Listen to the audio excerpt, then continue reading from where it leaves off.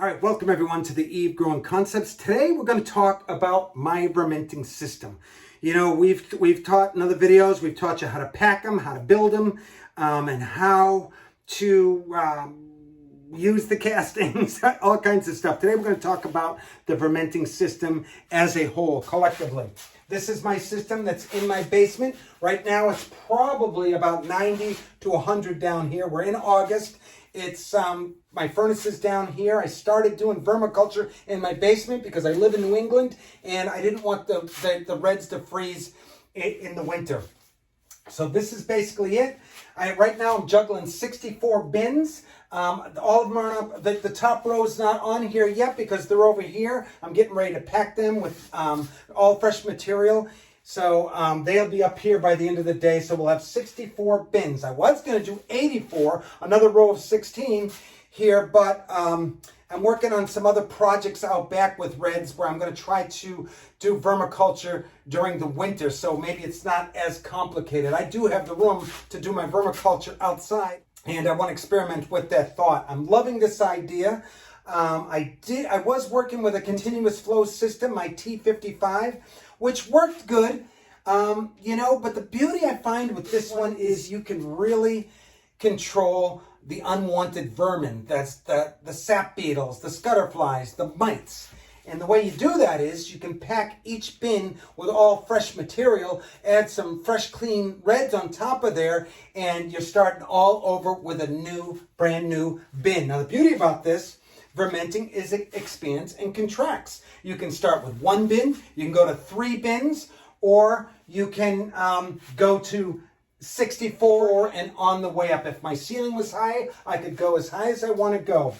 It's interesting with this system is all these are separate in their own right, but they really are tied together. You've got these aeration holes at the bottom, and at the one you have an aeration hole there. So this air, and there's a tube going in. So the tube allows air to go to here, go all the way down and in through here and in through here. So there's aeration within all of them, and the drainage from the top comes from right to here directly to the bottom without getting inside any other material. And that is usually collected here at the bottom. I dump it in here. That liquid goes to my CBCB, where I have tons of videos already on the subject. I heat that carbon-based composting bin so hot with this rich organic slurry, if you will. Nothing wasted, all is sacred.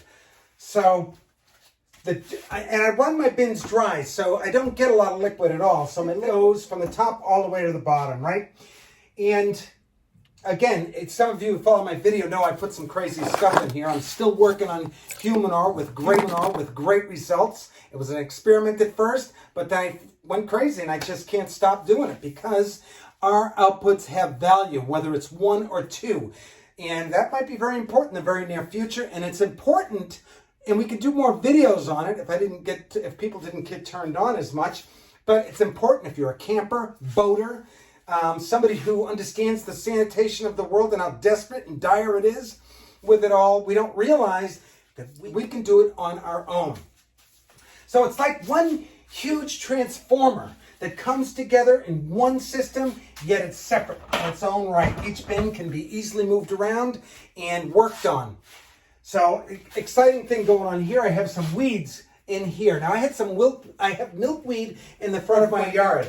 And this milkweed flowered. It brings all the bees in. And at the end, when the flowering are gone, it's within a bunch of my hosta. And the hosta flowers come up. So I want them to get some light. So it works perfectly good that these milkweeds that come up every year in this flower bed, and I pull them out, take all the leaves off. The hard stems I put aside, and I'll mince them up with my mulcher. But the leaves I put in a regular bucket. I chop them up as fine as I can. I pack the bucket up as full as I can. I pour some water on it and I cap it. And I leave it for about 4 weeks. So I ferment it rather than verment it.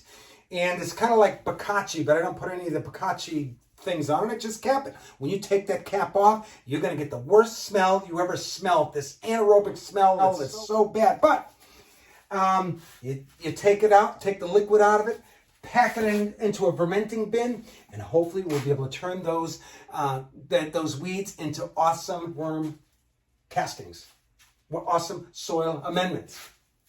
So what else can I say about that? So all the liquid comes down, goes to one place, it expands, it contracts. It's called Vernmenting.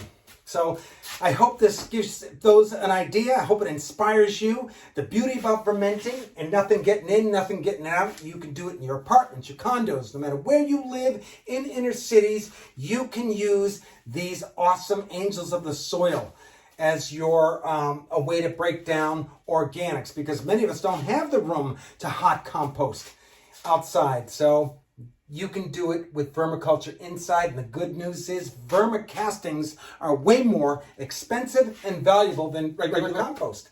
Go on Amazon to see how much worm castings cost. Go to your box stores to see how much compost or vermiculture cost, and you'll see that worm castings are much more valuable. So these are all in skids, 16 on pallets. It's totally mobile in typical Eve growing fashion. This whole thing is mobile, so I get back at my oil tanks that are back there. If I have to work on them, I can roll the whole thing out collectively. I wonder if I really can, Mark. It could be probably too heavy to do that. Yeah, I got to take the piping down below off and move one separate. The beauty is I never have to do that anyway. So I have a phone call. I think that's all I have to say for now. God bless. Over and out.